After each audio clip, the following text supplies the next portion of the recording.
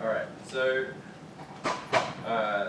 this was work that was originally going to be presented by Josh Peterson, who's a postdoc of mine. He wasn't able to attend. So what I want to talk about is how it is that getting more data changes the things that we do in psychology. So yeah. So if we take our sort of standard psychological methods, and then we just explore what the consequences are of actually having substantially more data. And I'm going to do this through two case studies. So one case study in decision making, one in categorization. And these are selected to be relatively generic kinds of cognitive psychological problems, the cases where we can see an impact of having these kinds of data sets. So the questions that we were interested in decision making were really understanding how it is that our ability to predict and understand human decisions can be changed by having more data about the decisions that people make.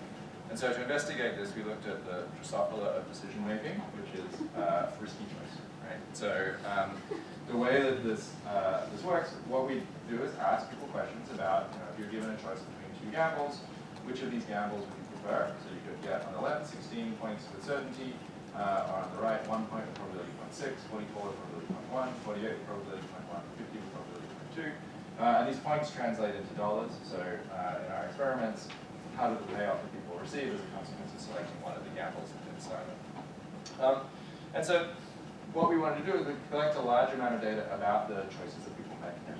And our inspiration for doing this came from something that was called the choice prediction competition. So in the choice prediction competition, Arab et al. With a group at the Technion collected people's choices between 150 pairs of gambles. And this was the largest data set that had been collected on decision making of this kind. It included some gambles that were designed to elicit classic effects that had been found in the decision-making literature, as well as a bunch of other gambles that they generated by our algorithmic procedure. So those algorithmically generated gambles were chosen basically by treating these different values, the payoffs and the probabilities, as parameters, and then having an algorithm for generating those parameters, so that you were then going to get these points that were sampled into the space. And so what they did was then analyze, well, what are the consequences of having these kinds of data? Can you predict the decisions that people make using a variety of psychological models and methods for machine learning? And what they found was that the psychological models did well, the machine learning models did less well, the machine learning models did better if you included some psychology in them. So this sort of seemed like a case where the best prediction models are actually ones that were using some kind of psychological theories. So we were interested in what happens here if we just change the amount of data that we have about human decision making significantly. So what we did was go from 150 pairs of gambles to 13,000 pairs of gambles. So we increased the data set by 2 orders of magnitude. And then we had 20 choices per pair that were solicited using Amazon Mechanical. And so we ended up with this very large data set, just to get a sense of sort of how large this is relatively. So this is a 2-dimensional embedding of the higher dimensional space that I just talked about. So if you take each of those parameters of those gambles and you think about each of those as 1 dimension, we can take that space and then we're going to project it down to 2 dimensions. This is actually a representation that comes from one of the neural network models that we used for predicting people's choices. And so these are now sort of organized by their how related they are in terms of ability to predict people's choices. But the red dots here correspond to the studies that were sort of the classic studies in the literature. The blue dots correspond to the rest of the choice prediction problem. And then the black dots are all of the other points in that space that we coded as a consequence of running our study. And so here, again, the point is that those red dots were selected by psychologists thinking really hard about what's an experiment that I can do that'll show that people demonstrate this particular effect or have this particular bias or reason in this particular way.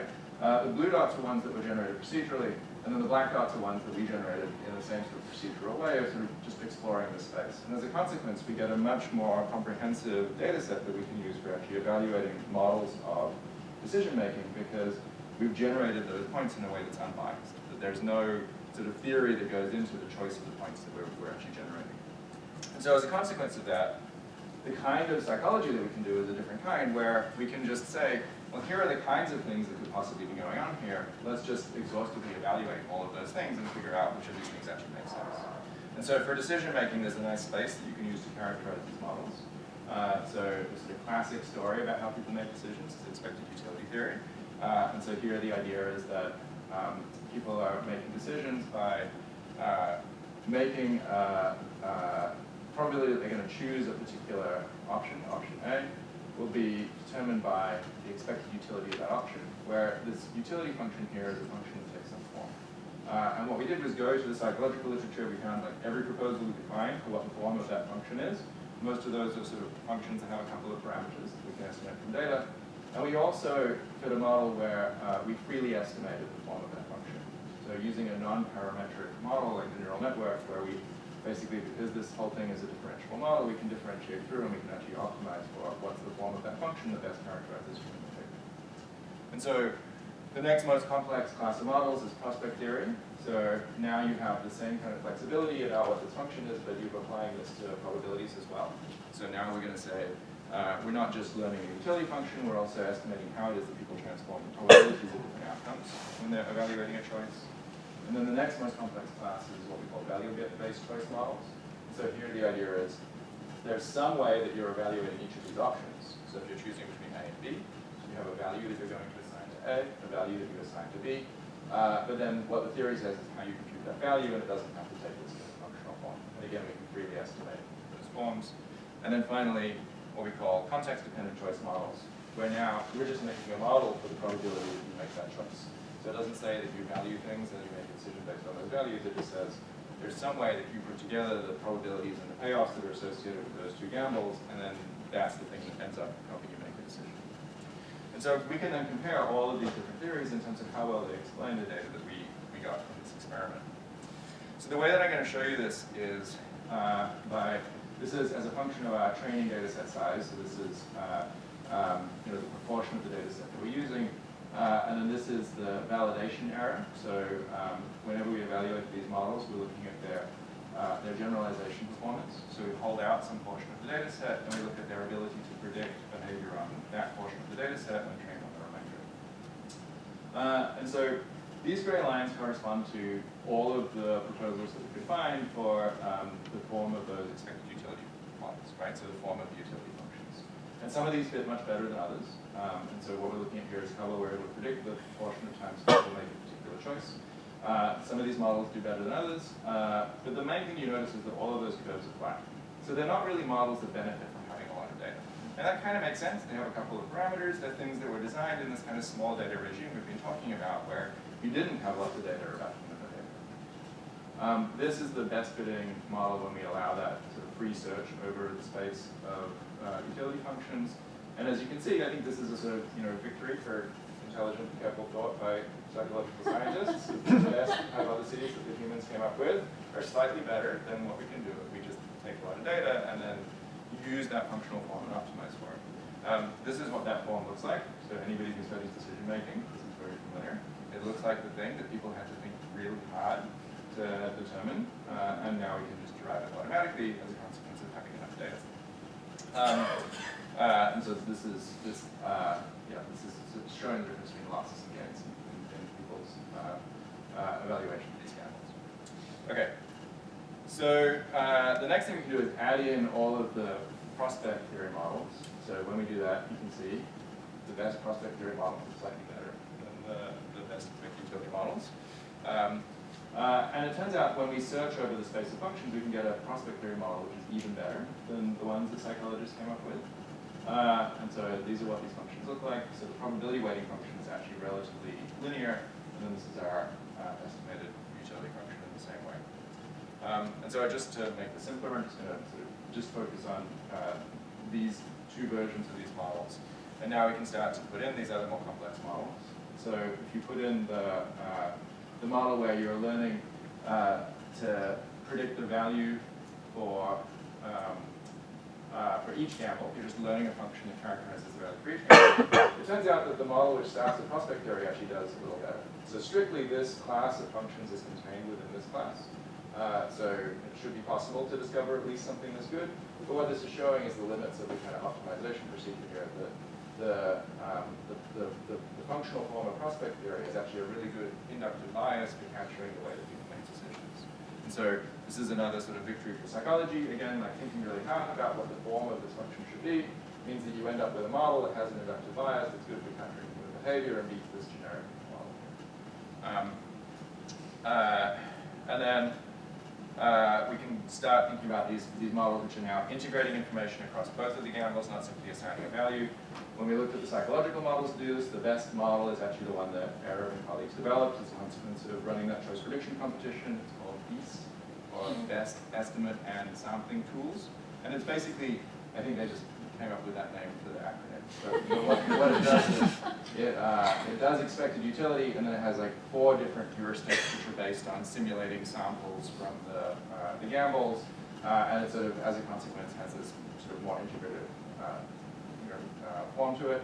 So this says, okay, yeah, so not trying to estimate the value of each option and integrating information across both options, you do better than something like prospect theory. But if we just search in that class of functions, which is now just allowing us to build a predictive model that goes from the features of the gambles to people's choices, we get a model which does even better, right?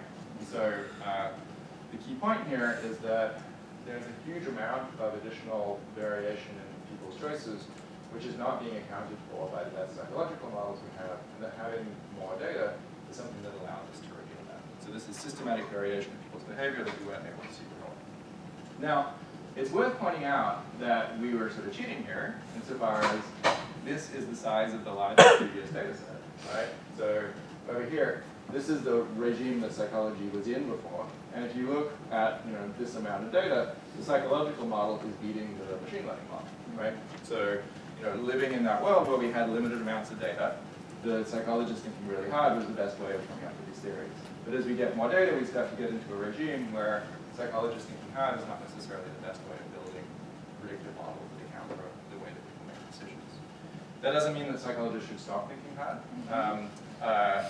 So one of the things that we did was think about how is it that we can actually use psychological theory to improve on these machine learning methods. We came up with a simple way of doing that, which we call cognitive model priors. And the way that this works, what we do is you can think about it as an empirical based procedure. So we estimate a cognitive model, like the BEAST model.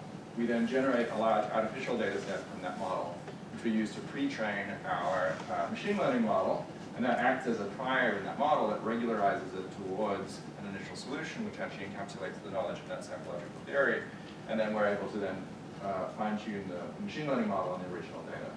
And so when we do that, that produces this curve, which is shown here. So it always does better than the best psychological model and better than the best machine learning model. So it's something where using a hybrid of those strategies is something which is ultimately better than trying to do one of those things on their own. But I think this is a good illustration of, like this gap is the thing that we're revealing more and more as we get more data, and this is the thing that we need to think about how to innovate around and how we can come up with better psychological theories that can leverage the amounts of data that we're working with. Okay, so the second case study is in the domain of categorization. And for me, the motivation for doing this was Yahoo put out this data set, which is a data set of 100 million images that were taken from Flickr.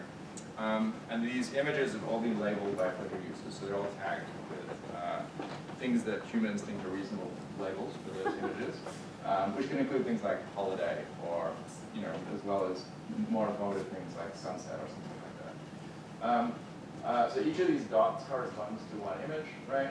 And this is more data on human categorization than the entire history of the psychological literature on categorization. And so to me, I was like, well, yeah, okay. We need to figure out how to be able to use those kinds of data sets to answer the questions that we have as psychologists.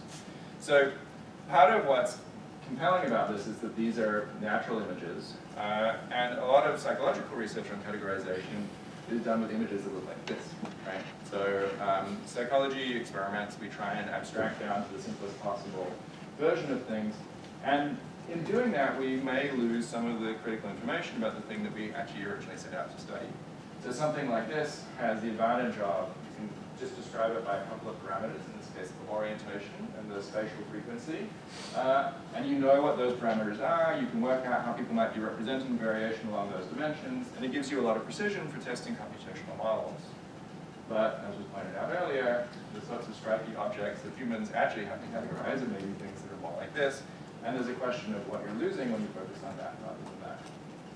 But the problem that you have is, if you want to work with things like this, then you need to have a way of determining what the underlying stimulus structure is. And so the way that we solve that problem is by using representations that come from the kinds of models that Lucy was talking about, convolutional neural networks. And as a way of establishing that this is a reasonable thing to do, the first thing we did was look at how well we can use these models to capture human similarity judgments from images. And so this is from some data that we collected where we showed people 120 images of animals, and then we asked them to rate how similar pairs of images were. And then we predicted the similarity that people judged between those images using representations that were drawn from those convolutional neural networks. And so I'm going to show you results for animals, but we did this in 5 different domains, and we have another data set that's a cross-domain data set, and you see similar kinds of results.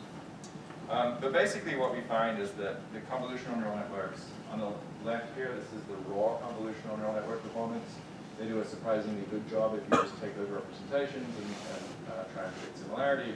And then you can do a linear transformation to those representations and get an even better correspondence between the neural network representations and people's judgments. So here, just as give you a sense, if you just take half of our human data and correlate it against the other half of our human data, this is the R squared that we get. So we're approaching the level where we're really doing a really good job of capturing the variance in this data. So having done that, we could then ask questions about how it is that people categorize things. And so the way that we did this was taking a classic computer vision data set. It's called CFAR10, which consists of images that are relatively low resolution, like these images here. And those images come from 10 different categories. And so we just asked people to tell us for each of those images what the category looks like. And so some examples of responses here on the right. So, for the image on the top, it's sort of relatively unambiguously an airplane. This is relatively unambiguously a cat. This is a little harder to figure out exactly what it is. As is this. This is actually like a ostrich. Yeah. And so the idea here is that this is allowing us to get the sort of use of more naturalistic stimuli, but still within a relatively constrained domain where we have a relatively limited number of categories. But even getting these data allow us to engage with a classic question that comes up in the literature on categorization. And so this is a question about how it is that people represent the structure of categories. And so 2 classic proposals about this are, one is that you represent categories in terms of a prototype. So your category of cats is it something that you get from observing all of these cats and then abstracting away some idealized representation of what a member of that category looks like. And then the way that you decide what category something belongs to is by comparing it to that idealized representation. Whereas an alternative proposal is that what you do is, don't do any abstraction, but rather just remember all of the different cats that you've seen. And when you're trying to figure out if something is a cat, you compare it to all of those cats that you have in your memory. And so what we find when we compare the predictions of these models against people's behavior using different kinds of representations that are derived from these neural network models, is that the psychological literature from lab studies with simple stimuli had said that there was this sort of strong evidence for exemplar-like models. And essentially it's because they can produce more complex kinds of categorization boundaries. But when we look with these high-dimensional naturalistic stimuli in the context of our experiments, what we find is that advantage of exemplar models goes away. So you can just look here. These correspond to different exemplar models. These correspond to prototype models. And the critical thing here is that we're finding prototype models which are giving equivalent and in some cases better performance in predicting people's judgments than some of the exemplar models. And one way of understanding that is that the relative advantage of exemplar models over prototype models changes as we change the property of our stimuli. And so what this figure shows is as we increase the number of dimensions along the number of features of those stimuli, and then the number of samples that we get from a category, we can plot out the relative advantage of exemplar models over prototype models in terms of solving categorization problems. And then this is done for different kinds of categorization boundaries at the top. From a simple linear boundary between categories, something which is like a, sort of another, more like a quadratic boundary, things which then start to get increasingly complex as we move along here. And so in this graph, red shows an advantage for exemplar models, and blue shows an advantage for prototype models in terms of being able to solve these problems. And so the main thing that you can see is that you get a big advantage for exemplar models when you have stimuli that have fewer dimensions. And part of the way of understanding that is that those prototype models, because you're comparing to the nearest prototype, that guarantees that you have to have a relatively simple classification boundary. Whereas in exemplar models, they can have arbitrary classification boundaries. But the difference between having a simple versus a complex categorization boundary is more pronounced in a low-dimensional space than in a high-dimensional space. If you've got a high-dimensional space, because you can put that simple boundary in all sorts of places, then the advantage that comes from having that more complex decision boundary kind of goes away. And so there's a sense in which by boiling things down to using those simple kinds of stimuli, we had turned the problem into one which made it so that certain classes of models would a priori be the things that were going to be more likely to be able to capture people's behavior.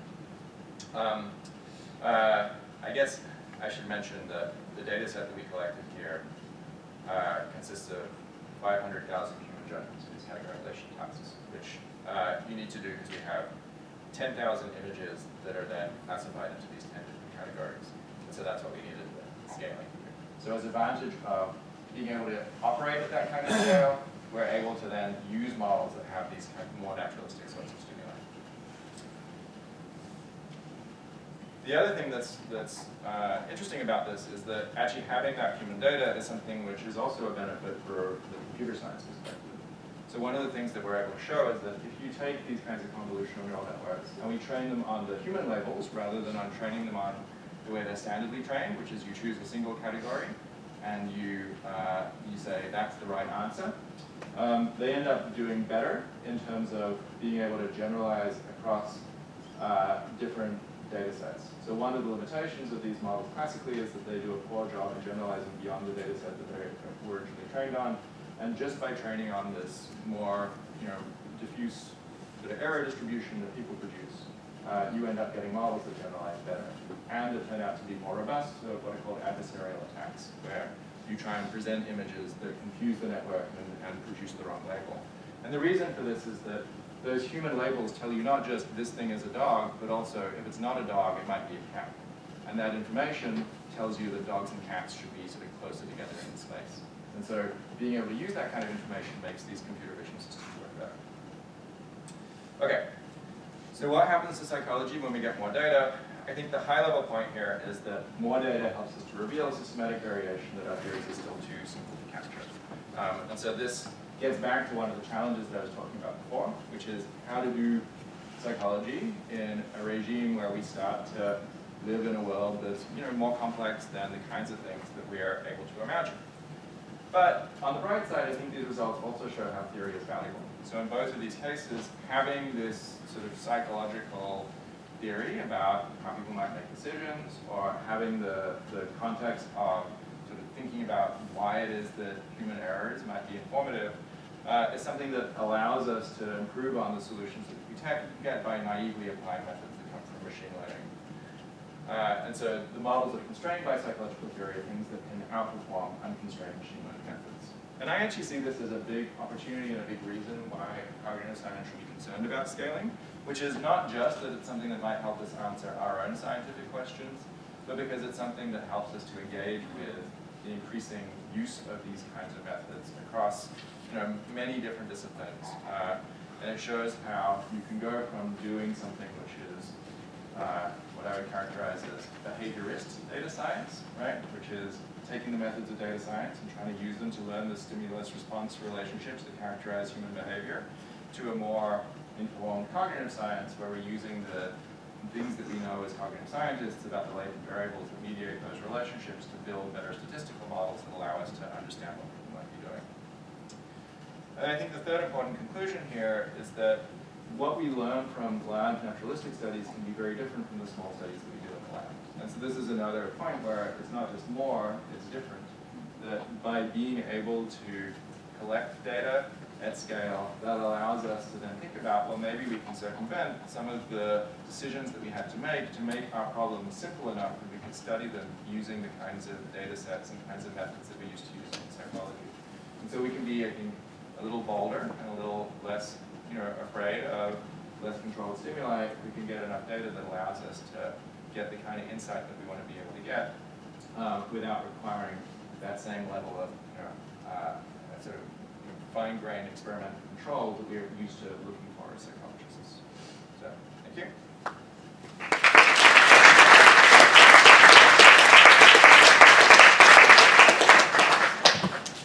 Okay, a couple quick notes about what's happening next. It's lunch until 1:30. That includes the poster session.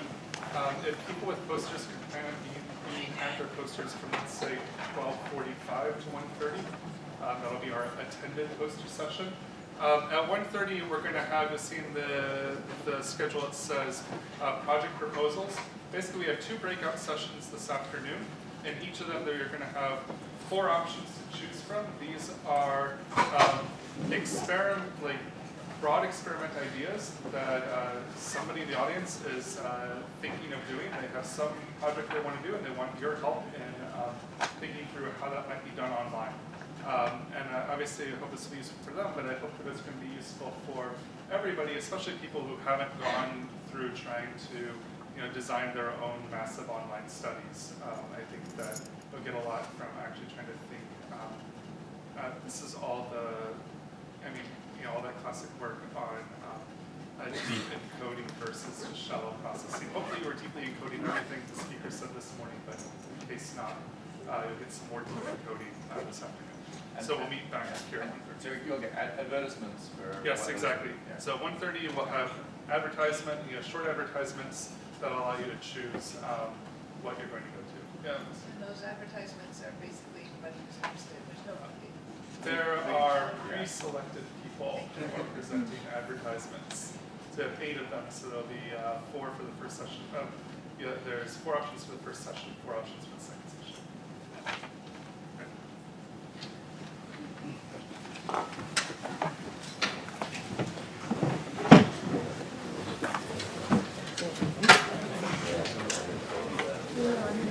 How are you doing? This way or that?